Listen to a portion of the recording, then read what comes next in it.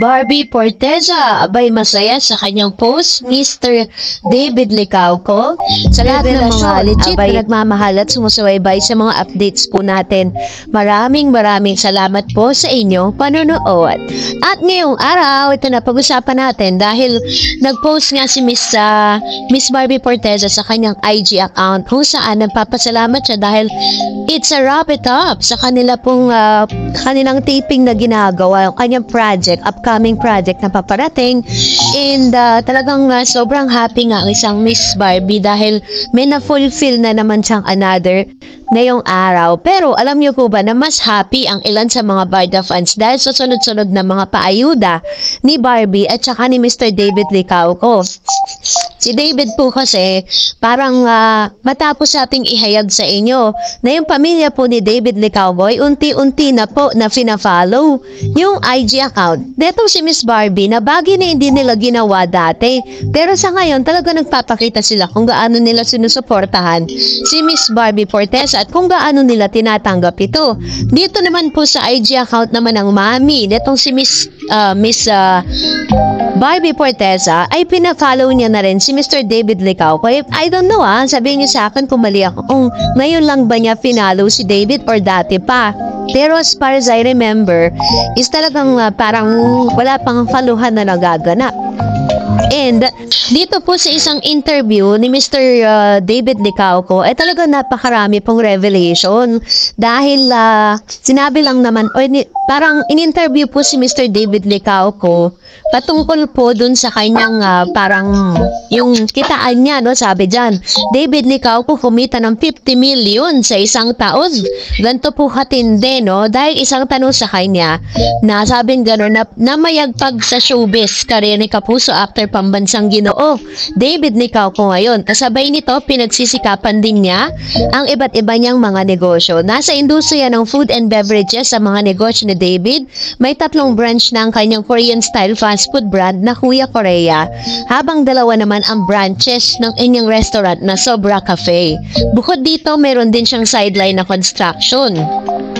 Sa interview ni David sa School of Discarte, ibinahagi niya ang challenges ng pagnenegosyo lalo na at kasabay nito ang kanyang pag-aartista. Pero tila pinagpawisan kagad siya simula pa lang ng interview nang matanong si David kung magkano ang pinakamalaking kita niya sa isang taon na pinaghalong showbiz at negosyo. Ang hirap ng tanong mo pare, sabi at tatawang sagot ni David at pinanghula na lang niya ang halaga. Sa hulang 10 million at 30 million, sinabi niyang mas mataas pa dito. Inamin niyang nasa range ng 50 million ang pinakamalaking kinita niya pero hindi niya daw nagbigay si David ng eksaktong halaga. Inamin din ni David na ang pinakamalaking challenge para sa kanya ngayon bilang isang negosyante ay ang paghahanap ng tamang tao na magiging katuwang niya sa pagpapatakbo ng kanyang mga negosyo. So ito po yung isa sa mga naging biruan, dahil po sa laki ng kinikita ni Mr. David Licauco sa kanya pong pag-aartista, combination po ng kanyang mga negosyo is parang yun yung tanong sa kanya na ready na daw ba di umano na parang lumagay sa tahimik itong si Mr. David Licauco. Ito actually yung pain point ko sa pagninegosyo, especially now na showbiz ko is up there and business ko is going up also. Before kasi I was used to doing everything, halos lahat ako sa marketing, operation, finance, kausap ng supplier, purchasing, paliwanag niya. But now, of course, I'm in this macro state that I have to start delegating and it's been a problem of mine kasi medyo perfectionist ako. I tend to micromanage, so what I'm trying to learn is become a leader. Pagpapatuloy niya, David. So, ibig sabihin parang sinasabi niya na talagang pinagkakasya niya yung kanyang oras, sa pagnenegosyo at sa kanya pong showbiz career. So, biro nga ng ilang mga netizens sa comment section na sa kinikita raw ni Mr. David Licauco ay pwedeng-pwede na itong lumagay sa tahimik.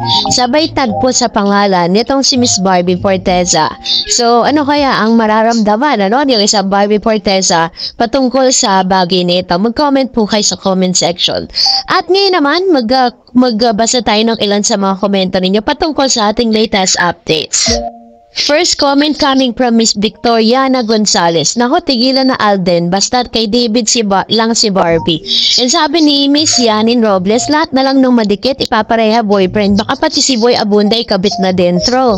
Diba? Kasi magkasama sila sa running mate kasi ni ni Miss Barbie. Kasi nga, parang nagkaroon sila ng nagpagiging magkaibigan nila dahil po doon sa kanilang serye. Sabi ni Miss Grace Decena, they were still in relationship but they were already so sweet with each other, and as their follower, observing their moves show that they have something deeper for each other that's only they know. Yan pa naman yung kanyang komento with regards dito po sa updates po natin. Pero syempre, kung ano man po yung nakikita ninyong magandang relasyon mula kay Mr. Dave, Mr. Alden at Miss Barbie, yun po ay plainly magkaibigan po sila. Sabi ni Miss Pamela, true, magkaibigan lang sila Barbie, Alden at Christopher. Huwag niyong gawa ng issue sa sama, Derek Monasterio, kaibigan din nila yan. Huwag na kayong gagawa ng issue, maya kayo at respeto kasi kahit konti sa kanila, derecho. Sabi ni Miss Jack, alam niyo, ganun talaga pag merong close na magkakaibigan, kinaiingitan lalo na pag puro achiever silang dalawa. Yun ang reason, inggit. Ngayon. So, saan kaya nagmumulay sinasabi dito ni Miss Jack, So, anyways, yun po yung ilan sa mga reaction na mga nanood sa ating pong latest updates, Actually po, ngayon is talagang si Alden kasi yung parang naging coach netong si Miss Barbie Forteza, sa kanya pong sa kanyang pagtakbo, diba?